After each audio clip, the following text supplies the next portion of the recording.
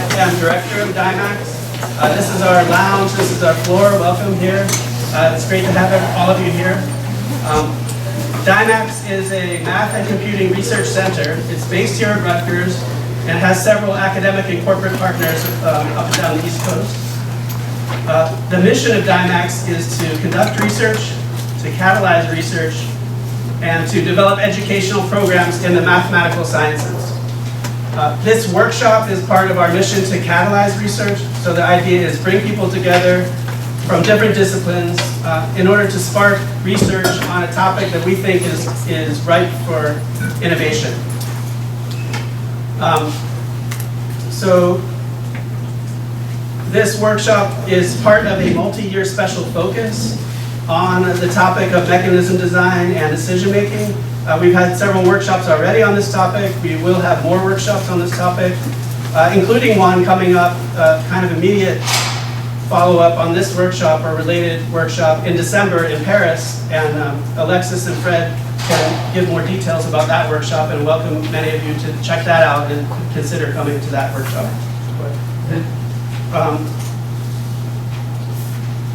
Yeah, so this workshop, in part, it came together at another workshop in October on machine learning and game theory. And Sanmai and I were part of a breakout group that discussed having a workshop on this topic. And Fred and Alexis were already thinking about a topic like this. And then we all kind of came together. And I'm really thrilled with how it came together, with the speakers we have and the participants we have. It's fantastic, the lineup, and so thank you all. I'd like to thank my co-organizers, Fred, Alexis, and Sanmai. I'd like to thank Nicole and Walt and others on DIMACS staff who did a ton of work behind the scenes to make this happen. Nicole did, kind of almost all of the details of how this thing came together, from travel to setup to everything. So definitely, if you see Nicole, say hello and thank you.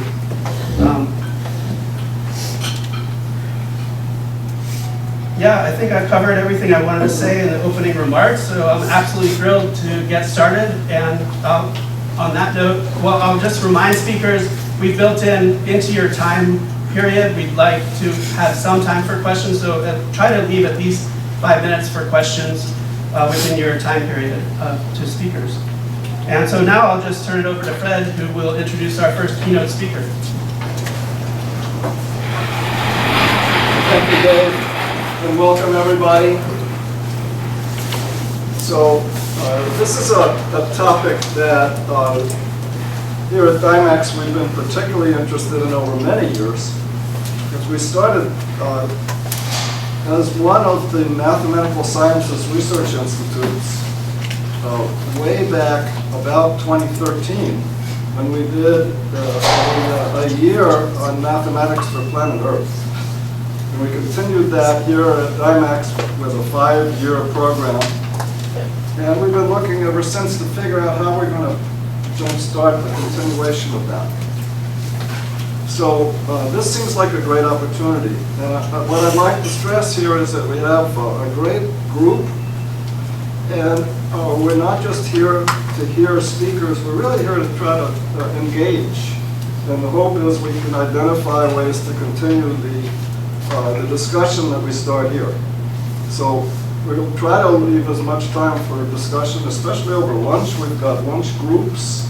We'll ask you to actually do some work over lunch. So we'll divide this room up into tables, and we'll let you go to the table that you choose. They'll have different themes. We'll ask you to actually make a report out at some point. Other thing is, we've had a number of changes in the program in the last couple of days. So great thanks to Tony Broccoli, who's going to fill in on climate change tomorrow at the last minute. Laurent Jha, who is going to fill in as well tomorrow. We also had a last-minute cancellation last night, Manish Raghavan, who was on the program for this morning. So no fillers there. Unless somebody wants to give an impromptu talk. So what I'm suggesting is that we actually push Tu's talk up a little bit earlier, and we have a little bit more time for lunch. we'll work that out as we go. So let's get right to the highlight of the morning. Milind Tambe is somebody I've known for quite a while. We collaborated in various endeavors in Homeland Security, among others. I'm just delighted that he could join us today. And if you read some of his awards and honors, and I'm going to because I want to, it's just amazing. So Milind is the Gordon McKay Professor of Computer Science and Director of the Center for Research in Computation and Society at Harvard. He's also Principal Scientist and Director of AI for Social Good at Google Research. He's received numerous prizes, including the AAAI Feigenbaum Prize, the John McCarthy Award, the ACM Autonomous Agents Research Award, the AAAI Robert S. Engelman Memorial Lecture Award. He's a fellow of AAAI and ACM. He's received the Informs Wagner Prize for Excellence in Operations Research Practice and the RIST Prize from the Military Operations Research Society. And he's received the Columbus Fellowship Foundation Homeland Security Award for his work on AI and public safety. He's received commendations from numerous practitioners, including the Coast Guard and Federal Air Marshal Service, the Airport Police at Los Angeles. I'm so glad he's worked on AI for social good. He's the perfect guy to set us up for this meeting. And thank you for that.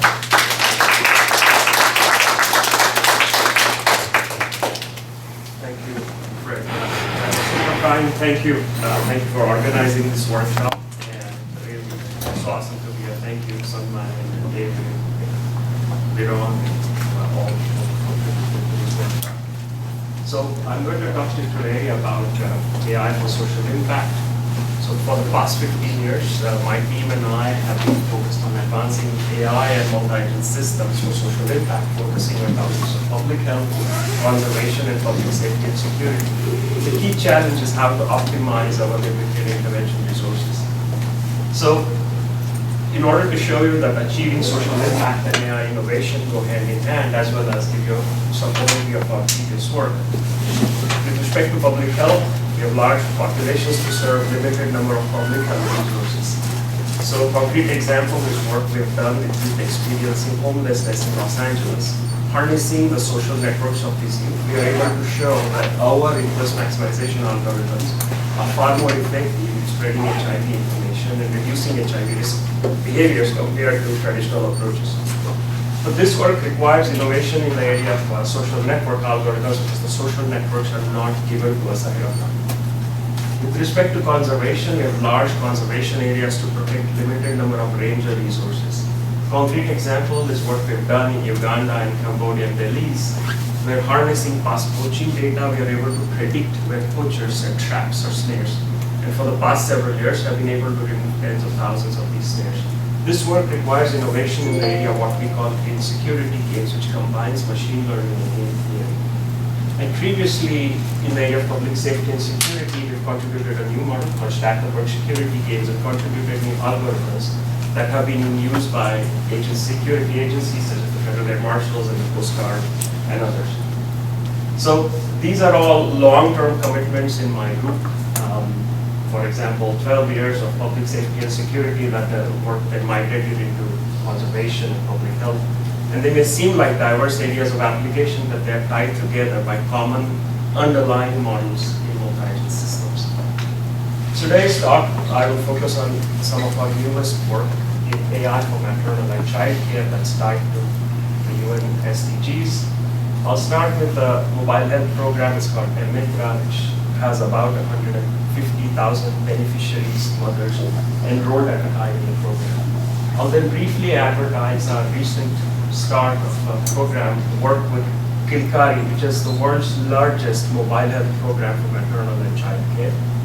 And then, if time remains, I'll come back to the work we've done in the past for AI for HIV prevention. I'll highlight papers for the past 2 years in AAA, etc. I'll focus mostly on real-world research. If you're interested, there are more simulations and so forth. I'll highlight the role of the lead PhD student by putting up their picture in the top right-hand corner. And one particular individual I wanted to highlight is a key collaborator at Google Research India, Aparna Taneja, who's a co-author on many of these papers. So let me start with AI for maternal and child.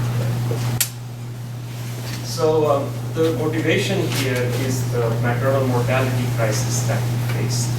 The UN Sustainable Development Target says that the maternal mortality ratio, mothers dying during childbirth and soon after, should be below 70 per 100,000 live births. So if you look at where we are, in Western Europe, the numbers are small, 4 or so. In the United States, the numbers are 30 and rising. And in the rest of the world, of course, the numbers are actually much, much worse, more than double the UN target. So this may seem like a problem that's for other countries, but it's very much here in the United States. As our Dean for School of Public Health points out, for black women in Mississippi, the mortality ratio is 65.1 deaths per 100,000 live births, many times worse than women in Greece, Poland, or Slovenia. Something she says every citizen in the United States ought to know. So I will focus today, though, on this challenge in India, where the maternal mortality ratio is declining, but still way above the UN Sustainable Development Program. We have been very fortunate to be working with a non-profit called Arman that's active in 19 states in India, works with 26 million mothers in India, and it's a very large-scale NGO, has many, many programs that they run. We have been inspired by the founder of Arman, Dr. Aparna Hegde, says pregnancy is not a disease, childhood is not an ailment, and dying due to a natural life event is not acceptable. She's a very inspiring figure.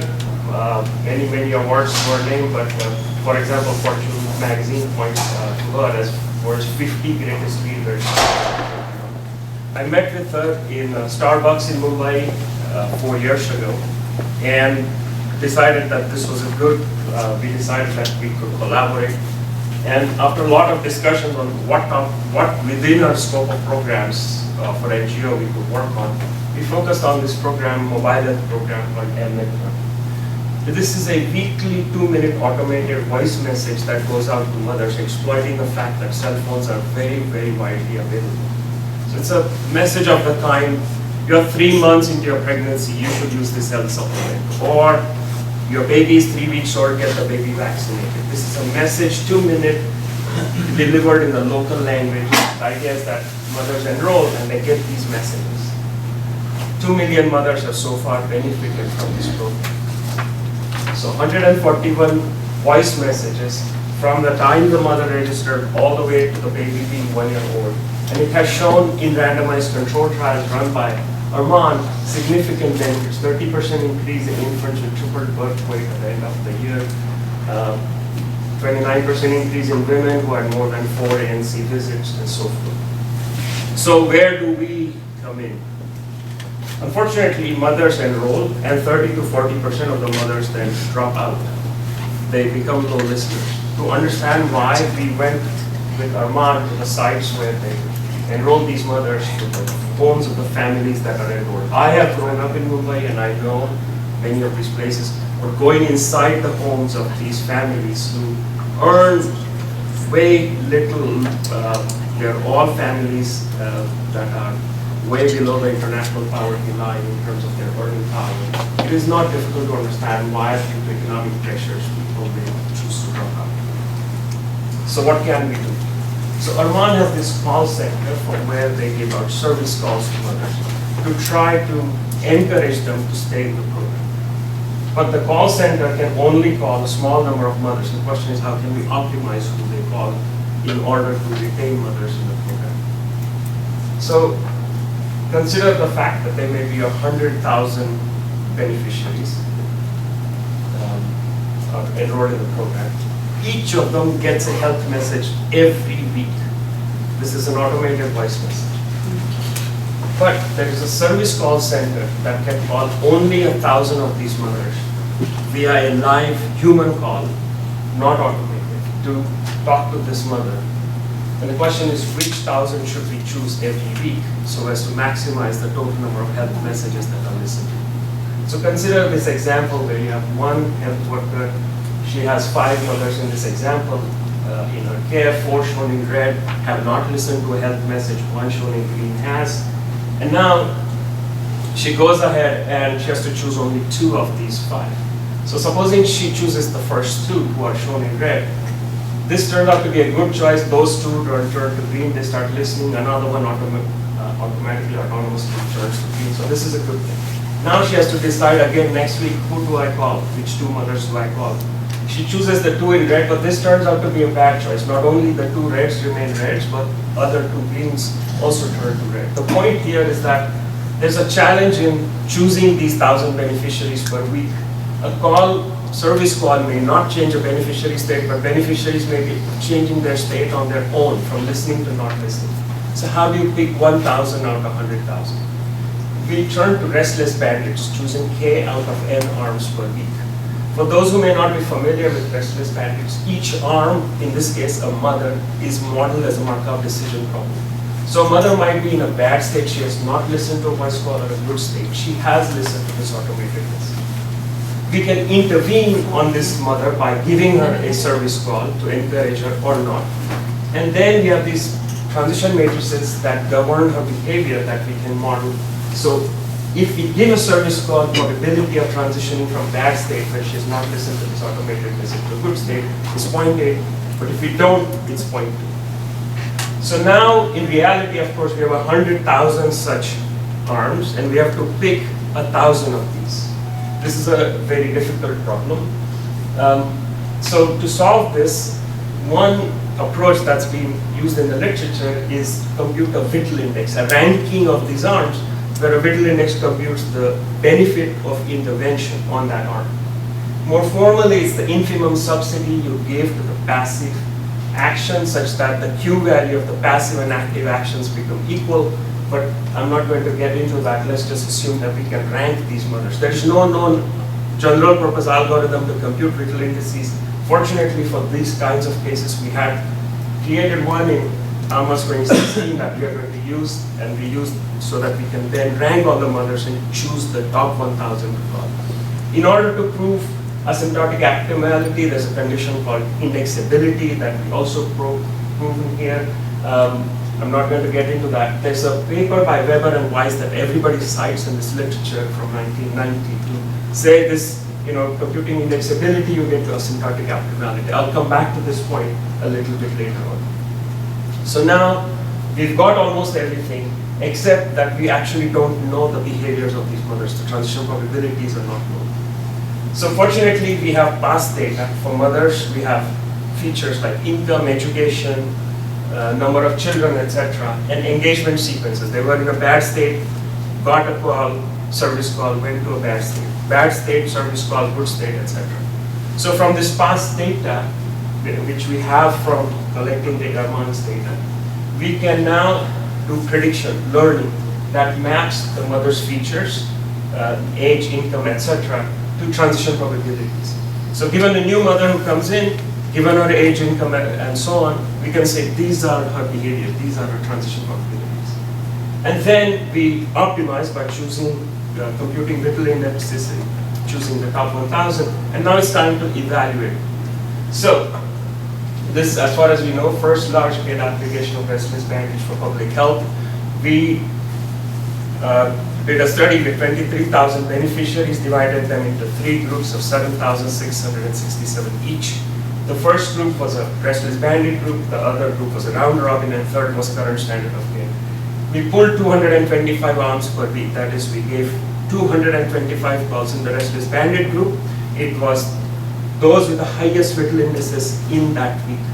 For the round robin group, it's the first 225, then the next 225, then the next 225. Current standard of care, no calls were going out. And the question is, how many more health messages, the automated health messages, are listened to in each of these groups compared to the current standard of care? And here's what we find. Along the x-axis are different weeks. Along the y-axis is cumulatively how many more messages are listened to compared to current standard of care. We can see that round robin hardly achieves any improvement. but the RMAP with 600 more messages are listened to compared to the current standard of care. So what do we take away from this? It's important to optimize service calls. If you just call people round robin, we've also tried random, there is no improvement over the current standard of care. RMAP, the restless bandit, cuts by 32% the drop-off rate over the current standard of care. And these results, RMAP versus current standard of care, is statistically significant, but round robin versus current standard of care is not. What we actually obtain here are conservative estimates, not exact p-values, and a recent ICML paper that talks about how we can do shuffling of participants to get typed up estimates. This is actually a very interesting problem my statistician colleagues tell me.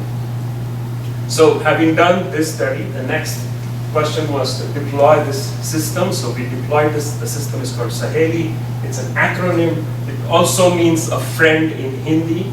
This is just to tell you we've spent enormous amounts of time coming up with a good acronym. So this is deployed.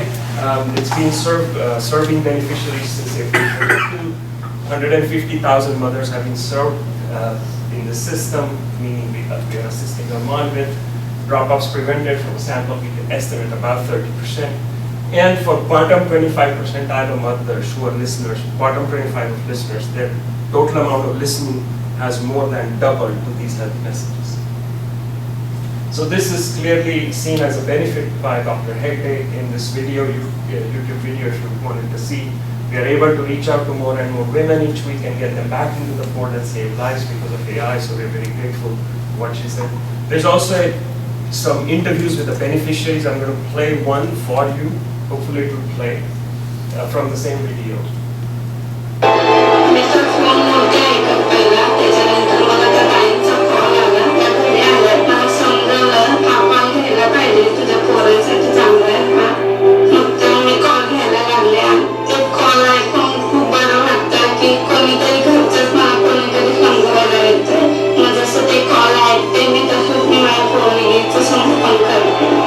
Apologize for the volume here, but this is a mother speaking in Marathi in Mumbai, and that's just because I've grown up in Mumbai, that's just deeply satisfying that AI can be used for the benefit of babies here.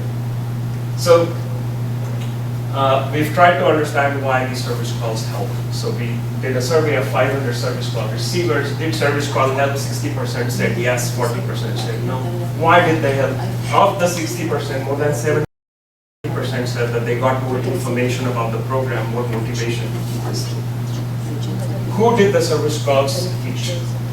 Remember, these are all people who are under the international poverty line. But even within that, we can divide them up by their income, 0 to 5,000 rupees, 5,000. This is monthly income, so that's like less than $100 a month, and so on. And the yellow is the whole population distributed along in this way, in these different income categories. The blue is where the service calls went. And what we can see is that the blue are more skewed towards people with lower income, even within this low income group. Similarly with education, the blue tend to be, that is, service calls are going to be to people with lower education than that in terms of comparison with the whole population. We can also think about why did we need a Whittle index? Could we do something simpler? So we've looked at different strategies like, okay, let's just, given all the data we have collected in the past, we built a simulator, try a greedy approach with the restless bandit rather than a Whittle index approach, and we can see that the Whittle index in simulations still performs better. So there's some benefit to actually using this Whittle index approach. So let me now go to the next phase of our deployment. So far, we've talked about this data for deployment pipeline, where on the first stage we predict. So we try to be as accurate as possible in predicting behaviors of mothers, and then we optimize, choose the top gay mothers using this Whittle index. So first, maximize learning accuracy, then maximize decision quality. However, maximizing learning accuracy does not lead to maximization of decision quality. The two are not aligned. In fact, you can see this in this data set in Arman. Data set 1 shown in orange has a higher learning accuracy. Blue has lower learning accuracy. We can predict behaviors more accurately in the orange data set. So you would imagine that when we give service calls based on the orange data set, we would lead to more mothers listening to these health messages. We are more accurately predicting their behavior. In fact, the opposite is true. The blue leads to higher health messages being listened to. So the point here is that we have to be careful about aligning learning accuracy and decision quality. And to illustrate this, consider this very simple illustrative example. There's some feature on the x-axis is predicting transition probabilities. The blue are all low-risk mothers who are larger in number, red are all high-risk mothers, higher in number. If we now say maximize learning accuracy and learn a green regressor line, it is able to more accurately predict all the blue dots, maximizing learning accuracy, but it has low decision quality because it missed all the high-risk mothers. Decision-focused learning is the idea that we modify the loss function of learning so that it directly maximizes decision quality.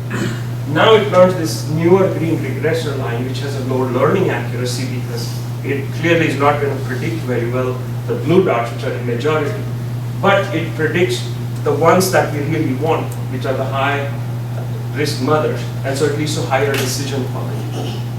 So this is an approach where instead of taking gradients to improve the MDP, transition probability accuracy, we are taking gradients from the actual final decision quality.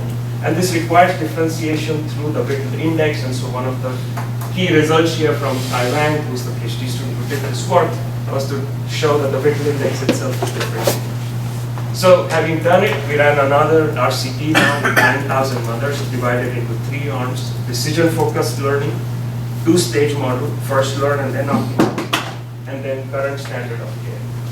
And what we see here is with the 2-stage model, we have a higher learning accuracy, just as we saw earlier. Blue has a lower learning accuracy. This is the newer decision-focused learning that aligns machine learning with actual final decision quality. But then if you look at deployment performance, we did service calls to these mothers. How many more health messages are listened to? We see that blue, which is decision-focused learning, leads to higher performance, more mothers, more messages being listened to by these mothers compared to this 2-stage model. So now we've deployed this decision-focused learning. This is what works at our monitor day to day. And main point to take away from all of this, it's important to align, if you have a predict and optimize system, then important to align prediction and optimization rather than simply going for maximizing predictive accuracy. So I wanted to highlight now the directions in which we're going for computer scientists, for AI researchers, and also essentially to talk to you about some of the newer things we're pursuing. So I talked so far about the restless bandit approach, which uses the Markov model, uses Whittle indices. It does offline learning, and it's focused on maternal and child care. So we're now relaxing all of these things, trying to go for a non-Whittle approach, meaning instead of assuming that we exactly know the transition probabilities, can we imagine that there's uncertainty in these transition probabilities? Imagine that we have actually a non-Markov processes to model. And finally, this idea that indexability is not enough. We've also explored online learning, and then finally, other health challenges beyond maternal and child. So I'm going to quickly run through some of these ideas. Each of these is like a AAAI paper from 23 or so, and so on. So consider, for example, instead of predicting exactly the transition probability of each mother, we say that it's between 0.4 and 0.7 rather than exactly 0.55. So we have this interval uncertainty, and now we want to know how do you compute the Whittle indices. So we do this by minimizing maximum regret. So our algorithm is trying to choose Whittle index ranking to maximize performance, but nature is trying to choose transition probabilities to actually cause our algorithm to perform as worse as possible. It's a zero-sum game against nature, where we are trying to maximize, nature is trying to minimize. So it's minimizing its maximum regret. So if you think about this in terms of this game, the restless bandit approach is using these kinds of policies. It's ranking all the Whittle indices along the rows. Columns is nature trying to choose parameter settings from a continuous interval. This is a massive scale game. If you imagine choosing 1,000 arms, ranking 1,000 out of 100,000, that's a massive number of policies for nature, for the restless bandit planner. And nature is choosing policies from continuous interval So massive number of strategies for nature. So solving this game is difficult, representing in memory is difficult. To solve this, we use a double oracle approach. We initialize this game with a small number of strategies on the player. And then a planner's oracle provides a planner's best response, which adds one more policy. And then nature's oracle adds nature's best response. The game grows in this fashion we each other convergence, and usually these iterations happen fast, so convergence happens fast without expanding the whole game. And we apply this in simulation to Arman data to show that indeed our robust approach would lower the regret compared to what is being done currently. So that's one idea. Another idea is to relax this Markov assumption. So rather than assuming that we have a first order Markov process along the x-axis here showing higher and higher order Markov processes, and how well do we predict behavior in our data set? We can see that our prediction increases. So given that, we can use a time series restless bandit, so essentially using LSTM's time series models to predict future states. And so with this, we have now a new index, which we call time series on-ranking index, and shown that in simulation, if we pick mothers using this Dari index rather than the middle index, we would lead to better performance. A final paper that I wanted to highlight is this indexability is not enough for Whittle. So this is going back to the Weber and Weiss paper from 1990, which gets cited often to show that it's, you do indexability, now you are approximately you're approaching approximate optimality. Here we have other conditions that need to be satisfied too if you do the fine print in the paper. Homogeneity, reducibility, global attractor property, infinite horizon average rewards. You have to satisfy all of these in order to get what you want. But it turns out that this is often not the case, and so we also provide an alternative approach based on mean field planning and show that in simulation, this mean field planning would lead to better results for our model. So these are three different threads that we're pursuing in order to continue to improve these results for our model. In terms of online learning, I talked about a two-action case. We can imagine more than two actions, more than different ways of intervening on a mother.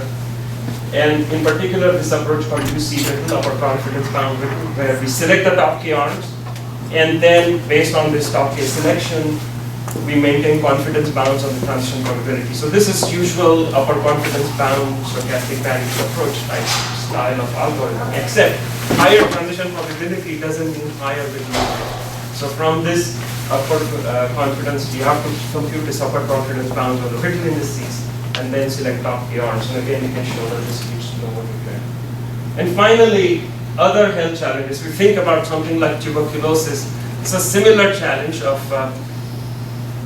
of course, it's a disease that kills massive numbers of people worldwide. It's TB treatment that requires people to take their medicine for 6 months. I get tired if I'm asked to take some kind of a course for 6 days. 6 months, people drop off. There's side effects. And so how do you ensure that people continue to take their medicine? Because otherwise, you have drug-resistant bacteria, and people themselves don't get well. So again, we have a health center from where these health workers are giving service calls to TB patients to say, hey, take your medicine. And again, they have hundreds of patients in their care. They may be able to call a small number every day. So in this case, she may pick the first 3. 2 of them say, I took my medicine last night. The last one says, I did not. And now she has to decide tomorrow again, who do I call? Not knowing who has taken their medicine and who has not. And so it goes on. It's similar to the maternal and child care problem, except we don't know the beneficiary state ahead of time. We only get the state revealed when we actually call this patient. So this is a challenge of an RMAP, a restless bandit with partial observability. And so we have a newspaper that shows how do you solve these RMAPs with partial observability. And the idea is this collapsing bandit. If you call somebody, uncertainty collapses because they reveal their state. And that's how you can solve these problems. Similarly, problems of diabetes. There's a lot of people who suffer. And there's now a lot of digital apps where patients self-manage by logging exercise, meals, medications, blood sugar, and so on. And again, the restless bandit approach is if there are health coaches that we want to have them talk to a few people to improve their meals or exercise or blood sugar monitoring, etc., we can decide who they should contact.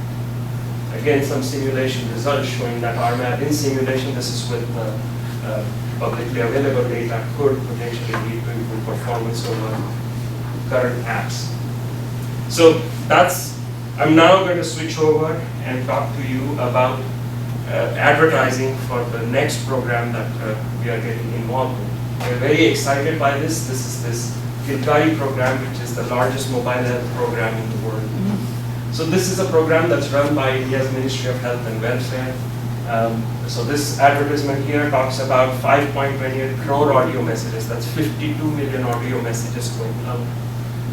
There are 30 million mothers who have benefited from this program in total. 3 million active subscribers at a time. And Arman is tasked with scaling it up further all across India. But there are lots of challenges here. First, obviously, if you think about restless bandits and so forth, now this one with 3 million on. There are no demographic features made available to us because of privacy concerns. So now all the things we did earlier to learn transition probabilities all go away. There is no call center big enough to give service calls on this massive scale. So there's local health workers per village who we have to task to go intervene on these mothers, and that leads to other challenges. And there's significant regional variations across India. So question is, so just to show you, we have started working with this data set. There's no demographic features available, but can we use past listenership to these calls to make predictions about future listenership? So past 12 weeks of how they listen to these calls, then 8 weeks later, will they fall into a low listenership pattern? For 6 weeks, will they listen to less than 25% of messages in the sequence? And we can show that over 250,000 beneficiaries, we can get reasonable accuracy and precision. But of course, if we could get access to the actual demographic data, we would improve the situation, but we won't. So we have to continue to work with this data set that we have. But this is only one of the challenges that we face here of trying to improve these kinds of predictions, but then doing the interventions and so on. So very excited by this program. To understand more, we've done field visits in villages in India, and our goal now is to reach 1 million beneficiaries in 2023. So that's where we want to get. I should point out that we've also worked with other non-profits. One in particular is Health Mum in Nigeria. This is a paper in slide 22 about AI-driven vaccine interventions. This is a paper, we did simulation research. We're very grateful that Health Mum has taken these results and now deployed them. We were not involved in the deployment, but we're happy to see these ideas being taken forward. So I have one more section. I can stop here or continue. So let me take the last 5 minutes to talk to you about our previous work on AI for HIV prevention. This was work done while I was in Los Angeles, driven by the fact that there was a homeless camp right across my office at USC. And so the goal here is to reduce HIV in this population. The rates of HIV in the homeless youth population, there's 6,000 who sleep on the streets of Los Angeles, 10 times the rate of the normal house population. To try to reduce these HIV rates, there's public health campaigns that get run by the drop-in centers, homeless shelters. They're called key peer leaders, because you can't talk to all 6,000 youth. Educate them about HIV prevention, expect them to talk to their friends and their friends to talk to their friends, information to spread in the network. This is real face-to-face interaction, not happening in the face. The question is, can we optimize who are the peer leaders? Can we select better who the peer leaders are? So here's a social network here. Each number is a youth. Each red line is an edge that represents friendship between youth. And we have to select, say, 3 peer leaders to maximize expected number of influence nodes, people who have got information about HIV. Information here is supposed to propagate through this independent cascade model. So if youth C is educated about HIV, their friend D will get to know information with the probability of 0.4. And if D got informed, then D will inform E with the probability of 0.4. So this is the common model that's used, and there's a lot of literature on how to select these key peer leaders. Now when we try to apply it in our context, there are several challenges. First, I said 0.4 is the probability, but we don't know that ahead of time. Also, these youth are in difficult circumstances. If we say, come to the center for this session, one of them may get arrested on the way, may not show up. Another one may choose to have decided, because of circumstances, to run away from Los Angeles and send their friend instead. So the youth who show up aren't necessarily the youth you wanted, and so you need a multi-step dynamic policy to recruit more youth along the way. And the social network itself is unknown. So we can do a limited query to sample a small fraction of the network, but that's all we can do in order to scale up the program. So we have solved all of these challenges with a system called Change that does network sampling, robust multi-step policy, and then peer leader selection. So it decides which peer leaders to select, educate the rest of the network about HIV prevention. We ran this trial in Los Angeles. This was done with my friend, Professor Eric Rice, in the School of Social Work at USC, with 750 youth. They were divided into 3 arms of 250. Change, which is our algorithm to choose peer leaders. Degree centrality, choose peer leaders who are the most popular youth in the network. This is the common technique that's used by these shelters. And the control group, where absolutely no actual influence maximization is going on. And now we want to know, was there an actual reduction in HIV risk behaviors at the end of 1 month and at the end of 3 months? This was work done in collaboration with 3 homeless shelters in LA, my friend's place, Los Angeles LGBT Center, and Safe Place for Youth. As far as we know, first large-scale application of these influence maximization algorithms for public health. And we look at the end of 1 month, if we chose peer leaders using our algorithm, did that lead to increase in reduction in HIV risk behaviors?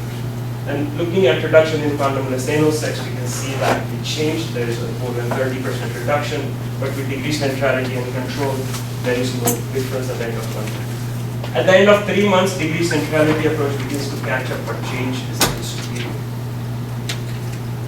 We also looked at other metrics, condomless vaginal sex, and again, change is superior. There's statistical significance results in our AAAI Journal of AIDS papers, and this is what our collaborators had to say about this. It's a way to kind of like marry this tech world with this social service world, like, and how we can kind of go deeper and impact young people and elevate them.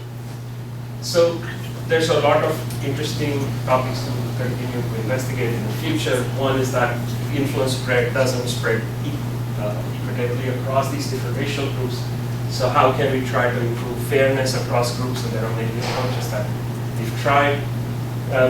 Instead of our hand-driven algorithms, could we use RL? So that's another area of work that has been ongoing.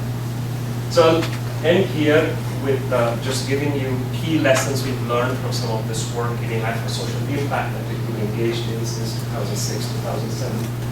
First, achieving social impact and AI innovation go hand in hand. So doing social impact work doesn't mean that we sacrifice on innovating in AI. Partnerships with the non-profits, government, and local communities is crucial in AI for social impact. We don't want to engage in helicopter science, whereby we go to a community, take their data, publish our papers, and run away, but stay engaged with them, delivering impact to them, and stay with them in the long term. We have to look at the entire data to deployment pipeline, not just algorithmic improvements. It's important to step out of the lab. When I talk to my conservation biology friends, it's like, yes, that is what they do, but as computer scientists, we often don't. Embracing interdisciplinary research with social workers, with conservation scientists, and others is important. And lack of data is the norm in many of these domains. And rather than complaining there is no data, it should be embraced as part of the project strategy. So with that, I'm going to end my presentation. Thank you very much for listening to me.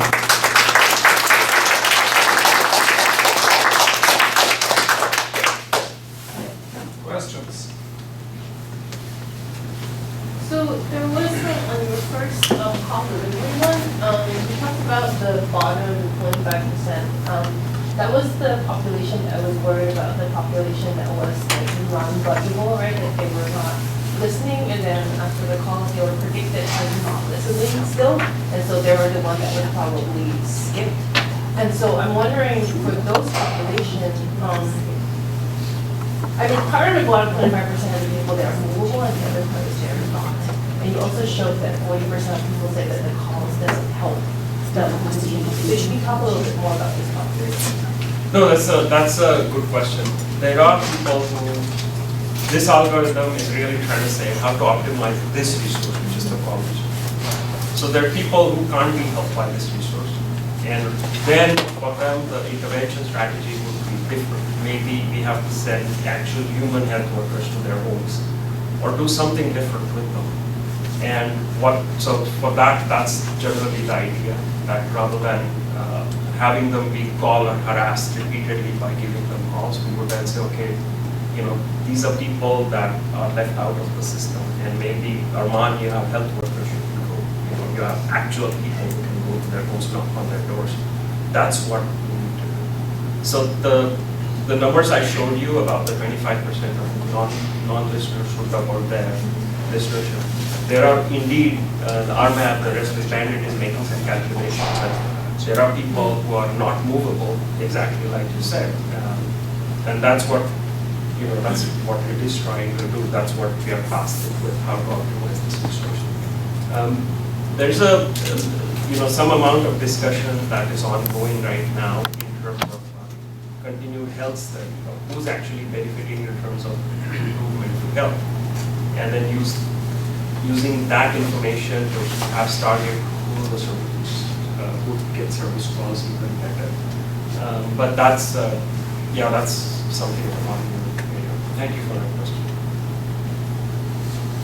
Anyone else? So, thanks, Milind. As always, just super cool to hear about everything you're doing. One thing that I was thinking about as you were talking, right, is that in many of these instances, there's a really clever use of observable or measurable proxies for the eventual outcomes that you care about, right? So when you were talking about HIV/AIDS, then you have these proxies like figuring out, okay, how often are you having, say, condom-less sex or something like that? Or in other cases, the maternal health, it's like, are you listening to these things, which is eventually, hopefully a proxy for, what are the outcomes in this kind of a situation? Right. I'm just wondering if because many of the things that we think about are actually like very, very low probability events, right? It's just that in the big picture, they add up to a significant number. So I'm wondering if you've thought systematically about this question of like, how do we find these proxies that are measurable that we can do something about, or is there anything that we can do with if the only things that we observe are the very low probability events at the end of the day? So, I mean, the low probability events and so forth is perhaps an even more complicated question. Even if it's like just, in this case, establishing ultimately the health outcomes that we want to observe. So, indeed, the challenge is that the health outcome results are very, very long-term results. At the end of the year, as the health of the baby improves or something like that. So, we have to sort of cascade these different behavior, observations of things that are immediately measurable. Then we can do a long, sort of intermediate term study to say, can we observe something that is a little bit longer term? And then maybe based on that, do a further study. So that's been our strategy. There's a lot of thoughts I have, but I'm just, so for example, currently this ongoing study that's going on asks mothers a number of questions. Do you feel you have consciously avoided risky work during your pregnancy? Do you think you should rest more during your pregnancy, and so forth? So these are trying to get at some of these behavior changes. And we can show that for the approach that uses decision-focused learning versus current standard of care. This is very preliminary, it's not published. Just wanted to show you the kind of things that are going on. You can see that there is some movement of mothers going towards having less, avoiding risky behaviors and so on and so forth. So that's the next stage. Establishing even more exactly the longer term effect, that would be an even longer term study, and requires further patience and so on. But it's a very, very, I've thought a lot about, for example, in wildlife conservation, we measure how many traps are found and removed, but how many more elephants were saved. That's a much more complicated problem, and that requires a much longer term study.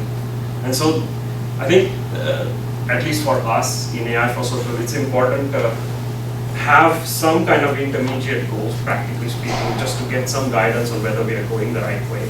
Then from there, the next stage. And then even as we learn more, maybe that allows us to refine what our goals ought to be and move on in this fashion. That's been our strategy, but this is definitely a great topic of discussion of how to choose these right proxies. And at least with Arman, I noticed that they themselves are not, it's not like they understand everything. So you talk to them, it's like, they're not also sure what's the right proxy, is this. But this seems to be a pretty good one, has the listenership gone up, among the ones who are poorest listeners and so forth. And then, Other questions? I have a couple. So, to what extent are these studies and the methodology that you developed beneficial, transitionable to other countries? So what you did in Mumbai, will it help you in parts of the world, for instance? Or what would you have to change? But to what extent are social and cultural factors going to influence what you do? So there's two parts of it. For example, on the domain side, the messaging and so forth to the mothers that goes out. The Kidgari program originally came from Ghana, and the person who designed it said that the messages had to be changed quite a bit to adapt to the conditions in India. So on the domain side, I would imagine that there are social, cultural change factors that would really need to be taken into account. On the AI side, therefore, there would be some implications to the algorithms. But the underlying ideas of efficient restless bandage or decision-focused learning and so forth, we would imagine that those techniques would apply to other healthcare challenges. And in fact, this idea of adherence bandage, so that these are restless bandages that adhere towards adherence programs in health, because they exploit some key properties in the restless bandages. These are not arbitrary restless bandages. These are bandages where the assumption is that intervention is always superior to no intervention. So there's some restrictions on the kinds of, and so that gives you automatically properties like indexability and so forth in the group state case. So there's some properties that would be translatable more easily, but I mean, there are definitely social and cultural differences that are going to cause a big impact on how the program gets structured and so on. So we are in touch with some colleague in Africa, in Google Africa, who's thinking about similar work. But it would be very interesting to see what translates. So thank you. That's a big question. Others? Or otherwise I'm going to dominate with another question. You looked at the difference between knowing the demographics and not knowing the demographics. But if you compare country to country, you might notice a lot about the demographics of one country versus another. So to what extent might that help you if you know the data about the country demographics? I mean, it's an interesting idea. I can imagine. I mean, even within India, there are massive demographic differences from state to state, and so perhaps even there, these kinds of ideas could be useful. But we haven't really explored this idea on lots. Right. Well, one more question. So, a number of years ago, we ran a U.S.-China computer science leadership summit. Not trip over this. Actually, 3 summit meetings, 2 in China and 1 in the U.S. And there was a lot of discussion about AI and health at these meetings. Among them were discussions about developing apps that would reward good health. The question is whether apps, given the ridiculousness of smartphones, whether apps might actually have a wider potential for influence than actually phone calls. So Great question. So the population we are serving here, this is all sort of these very low income populations that don't have access to smartphones. So these are all simple feature phones. And so apps are difficult, literacy is very low, and so text messages are also not a good choice. And so voice-based calling becomes the idea of choice. Now they're saying, okay, we can try WhatsApp, but even with that, they estimate maybe 10% of the population, 20% may use via WhatsApp.